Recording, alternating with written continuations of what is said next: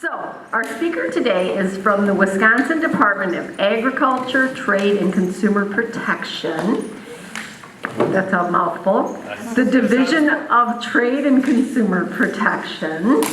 His title is Outreach Specialist, but he told me a little secret. His name is Ben Merens, and he's been on the job 4 weeks. 4 weeks. So, be nice to him. And we sort of truncated their presentation. So he's going to do sort of bullet points, high level stuff, and then please ask questions. And if there's something specific of interest, we can always bring him back and have him speak longer on that one topic. So please give your attention to Ben Merens. Thank you. I would tell you not to applaud till I've earned it. You cannot take it back. So, but thank you. I'm honored and privileged to be able to talk with you anytime I'm in front of an audience. I am honored and I'm privileged. My goal today is to actually share information to help you and try to make ag, trade, and consumer protection sound a little more interesting. It's a mouthful. After 4 weeks, they don't want to hear from me about how we're going to change our name. So before I tell you the overview of what we do, and I promised 10 minutes, so I'm going to try to be really close to that.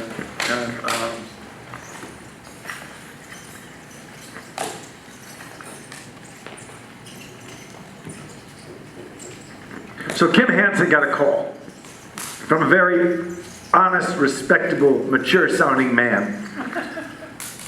Ms. Hansen, my name is Bert Jones, and I'm with the MasterCard Fraud Department. I don't mean to alarm you, but we believe that your account has been hacked, and I want to do a couple things with you to make sure that we have you protected. So, getting scammed isn't about your IQ. It's not about how smart you are. The smartest people in the world get taken. It's about your EQ. Where's your emotional level? Kim's was fine until she answered the phone.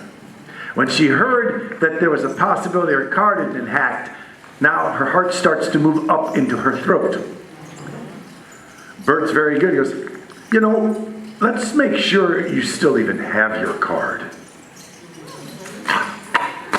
She runs to get her purse. And it's there. So now she's holding it, but almost shaking. Because this isn't the same card it was 20 seconds ago. It may be hacked. So he has her name. He spells it for her. Sounds official. So we need to verify the card number. I want to make sure we have the right account. I don't mean to be disturbing you for nothing. But as I said, this is serious stuff. What are the first 4 numbers of your card? She gives it to him. He repeats it. Great. I'm verifying. This is what we have. 4279. Which obviously we didn't have before she shared it. You know, I'm at the computer and I want to make sure I have everything right and taking notes as you're talking. Can you just read the rest of the card numbers as I'll verify? I have to input some of the things you've just told me. So she does. He reads it back to verify it. He goes, and I'm sorry, I don't think I noted the security code on the back of the card. What did you say? $2,500 later, she realizes she has been taken. This is just one of, well, I could do an hour of stories for you, but to tell you one of the things that we do at the Bureau of Consumer Protection is help protect you. We're the secondary protector. You are the primary protector of you. A lot of knowledge will go a long way in making sure your identity isn't taken. You are not scammed. You do not have issues if you're renting with your landlord. So at the Bureau of Ag, Trade, Consumer Protection, we regulate 70 state statutes, telemarketing, landlord-tenant, home improvement, telecommunications. So the people who call you to tell you that they want to help you with your credit or to ask you if you push 1 for this, 2 for that. All of that's designed just to hook you in. They're not going to get anything out of you the first time, but the more often you answer the phone, speak with them, and push those buttons, the deeper you are getting in, as smart as you think you are. Because at some point they grab you emotionally. We try to help have that not be the case.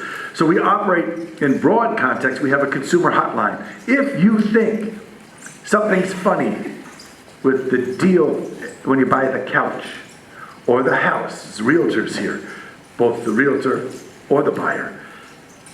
If you have questions, we have an 800 number, and the only buttons you push on it is if you want to go to telemarketing or scamming, so we get you the right person faster and they know what you're calling about. But that hotline can give you advice you need. It can lead you to somebody in mediation who will help investigate and try to work with you and the other party. And we also have an investigation team. Now, there are limits to all of this, but it's all here paid for by you. You've invested in it with your tax dollars. And last year, we received $11 million in returned money. We dealt with 11 million complaints. Yeah, that's worth a round of applause. Not to me, but to all of us. You all benefited because we had people who went out and said, wait a minute, you can't do this. Or wait a minute, this isn't what the deal is. And a lot of us are not strong enough to stand up to the people who are really good at taking advantage of those who aren't really good. But the Consumer Protection Department is here to do just that, to help you. We run the do not call list, by the way. And if you're on it, good. If you're not, you should look into it. I have material to leave you, by the way. I just don't want to give you too much. There's no PowerPoint because I only have 4.5 minutes left. But we get you on the do not call list. The honest businesses then, if you're on it, won't call you. The dishonest businesses will call you, and it's illegal. They can get fined, and some do. They pay hefty fines. There are religious institutions, not-for-profits. They're not on the do not call list. So it's a little trickier when they call you. In any case, anytime you're called with any request, especially for money, you make sure if they say, I'm with Acme Shoes, say, okay, well, you know, I can't talk to you right now, but I'm interested, so I'll get back to you. You can say, give me your number. And then go online and look up Acme Shoes and find out what the number is.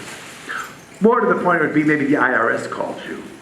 The 800 number online for the IRS is legitimate. If you go to irs.gov and call them and say, I got a call from Frank Merens, and he said that I'm in arrears and that they're going to garnish my wages and I could go to prison. And the IRS will say, we don't have an agent named Frank Merens. So again, your intelligence over your emotion. You didn't just react and give a credit card number. You realize that the government will never call you. So the government would also be at the do not call list, but that limits it. So again, that's what the do not call list is trying to help. We come out to do programs like this to talk to you about education, how to inform you. So again, somebody's not taking advantage of you online. Somebody is not trying to steal your identity. What the different ways they're doing that today are. And we do our presentations in person and virtually. We cover identity theft. We cover common scams. We cover landlord-tenant rights.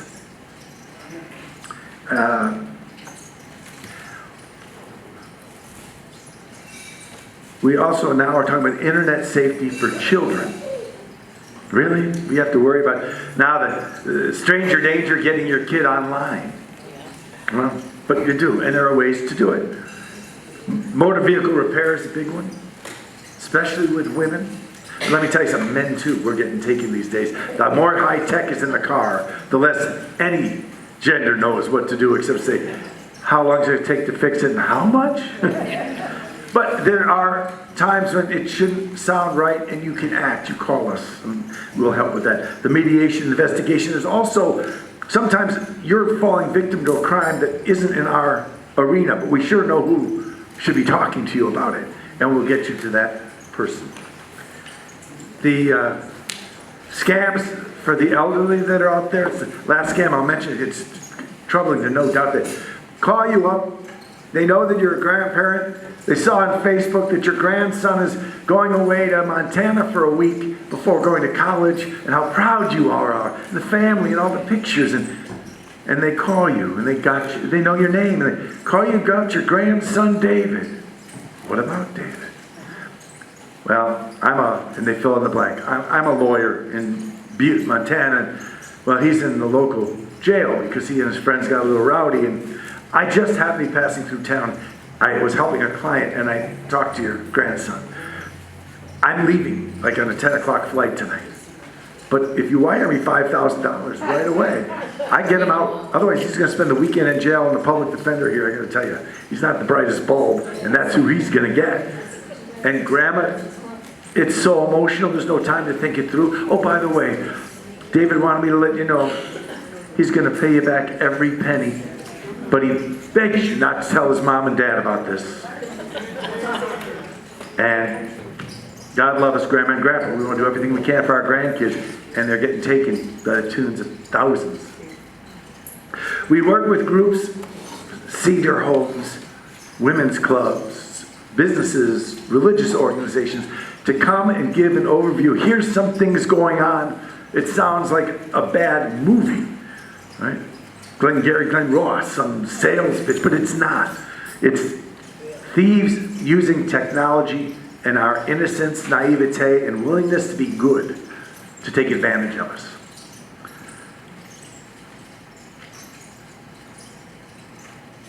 What a beautiful 10 minutes we've spent together. So I'd like to thank you for your time and attention. I'm not leaving. I have a book, we're renaming it. Right now it says the Wisconsin Senior Guide, but it's really a comprehensive guide of everything I just told you and a little bit more, with the hotline number if you need it. The do not call registry information is here. My card on top, because if you're with any other groups, as I said, my charge today is to say hello, and from here on out to be booked 2 or 3 times a day, anywhere between Kenosha and Ozaki, and to have these talks with a PowerPoint and to be able to help you. If you have a general question, the hotline number that's on the piece of paper I'm going to have, if you want it, will help you, but you'll have my name and number, and I'm happy to take a call anytime if that will help you. But in the Question. What? Question. I have a question. Over here, someone can have a yes, ma'am. I personally have been getting multiple daily text messages on my cell phone, which is my business cell phone. I don't know if it's because, it's out there on Google or what, but, and they're scams. They want me to click on the link, Yep. and I just delete them all, but, it's 3-4 a day. Any idea? In the past, I would say 2 to 3 weeks. Any idea why or what's going on here? So again, I do a 45-minute presentation just on scams. The short of it is, call our hotline, because the people there are far more experienced than I am. But what I do know is the more you interact with people who call you, you hit the button. Or there's always the guy who's, I'm going to talk to this guy for an hour so he can't call other people. And he thinks that he's getting one over on these guys. They're collecting hits. How often does somebody answer? How often does somebody speak? And the more you do both of that, the more likely you are to get taken down the road so you get more calls. But this is a text message, Okay. not a phone call. It's text. Yeah, most of the ones I get are recorded messages, the robocalls. Right. Again, the robocalls are the easiest to ignore. Just delete them. Right. But this is a text. The text, again, delete. If you hit unsubscribe, you are now collecting to many others. How do you get rid of that? That's why it's called the hotline. I'm not sure what the right answer is. I know the wrong answer is don't click on it. Don't say anything to them. So they just do it another number. I tried to stop. Right. Yeah. Yeah, they'll just, if you engage. Right. If you don't answer, you don't engage, the computer over time gets rid of your number because it doesn't want it. But it is growing. I wake up to 20 emails that I delete automatically. I don't know where they're coming from. Right. I'm not, this job I hope will help me. I don't know how to get rid of them because if I hit don't unsubscribe, I think it makes it worse. Yes. So, I know I see it. I'm just going to say that, but the 800 number, I would ask to see what they're recommending. Okay. And When in doubt with any text, any email, any phone call, and I'm going to get you next, you can rest your arm, or if you're, are you the personal trainer? No, she's up here. No, Just I that- don't 'cause have a question, but I do have. you can hold the arm up that way. What? I don't have a question, but I have recommendations and suggestions on why. Okay, do you want to come up here to the mic? Okay, fine. It won't hurt you. Because I'm barely hearing, you know, I've had hearing, but I want everybody here to hear you. And if you stand here, you're going to be on TV. Yes. Thank you. I might as well get used to getting on TV now. Yes, is that recording? No. No? But it is supposed to help me feel more confident. You're confident enough, you're still taking over my thing. Well, it's because I have a short story that actually this also relates to what you were talking about, Facebook and Marketplace. I don't know if you guys have used Facebook enough to sell things on Marketplace, but as a furniture vendor, I do post my stuff on there frequently for other people to see, not just at the shop. And regarding how you can pay electronically virtually anywhere now on any kind of app, any kind of PayPal or any sort of like Cash App, Venmo, all these things. It's ridiculous how many there are, honestly. But that's, the hacks may be caused because certain telephone companies that you're under, they do get periodically hacked. Also with hospital MyCharts. Hospital, big business corporations, they do get hacked. And all your contact information, not to scare you guys, but I did work closely in cybersecurity when I was in the military, so I kind of have some sort of overview of how things can happen and how your contact information, as simple as a phone number or an address or what kind of financial branch that you have. Sorry, did you want to verify? Exactly what I would say. Okay. No. Well, so like I have T-Mobile, and I believe, I can't remember the exact time, but I do know in the past couple years that they have been hacked. And I did get a text and an email and a notification on my phone, because T-Mobile works with their customers if you allow them. They'll give you push notifications saying, hey, we had a hack in the system. We don't know what information was taken, but just be precautious and monitor your bank. And that actually came from a T-Mobile actual like a customer service line, and I got a text at the same time, and I got a push notification at the same time. And this happens with any kind of hospitals, you know, the MyChart that has all of your contact information, your doctor's notes. I did work at a psychiatric hospital as well, and I had to do some basic orientation on how to use MyChart, but also how easy it is to have that be hacked as well. There's a lot of important people that get, you know, checked up on the hospital, and a lot of important people want to see that information too. I'm going to stop you here, but you helped Yeah. put the T's out to bring me back to the full presentation. Go ahead. Yeah. Don't trust Marketplace. Thank you. Well, Bring Ben back. you can't, well, you coming back too then, Frank? Sure, I'll be here. I will let you know. Okay. You can't avoid interaction, but you can determine when you'll pay, who you'll pay, how you'll pay. And I just remind people when they say, well, our corporate policy. And I respond, here at Merens Incorporated, I'm the number 2. She's the number 1. Corporate policy at Merens Incorporated won't allow me to do what you're asking. So why don't we try this? And if they're scamming me, they're gone. Because most people get intimidated by thinking, well, corporate policy. So, well, yeah, of course, corporate policy. Anyone can say this is how you're going to do it. You don't have to do it. You don't get scammed without your permission. Giving up your phone number, social security number, birth date, mother's maiden name, these are all pieces of information that are private. And I'll leave you this thought, and that is, I don't know what kind of rights of privacy or real privacy any of us have anymore. Yeah. Anywhere you go, there's a camera. There's cameras at the intersections, in the parks. There's a camera right here. Your private information is not part of the decay of our rights of privacy. It's the key to getting into your life or protecting you from anyone getting it. Your private information shouldn't be given up unless you are convinced there's a reason. Oh, well, we have to have the last 4 digits of your Social Security. I tell you what, my corporation doesn't like giving it out. So what's another option if you want to do business with me? Your private information belongs to you and no one else.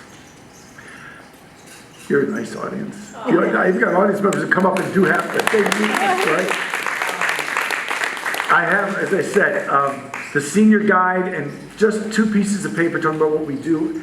And I'll say if you have questions, I don't just leave them. If you want them, come get them. If you don't, I'll give them to somebody else and save the state taxpayers a couple of dollars. But we're just grateful that you would let me come up, A, as a rookie, but B, more importantly, to know that consumer protection is serious. It's big money. It's important to the state. And you're already paying in to get the help that I'm talking about with your tax dollars. You should know that you can and you should use it. One more time, thank you so much.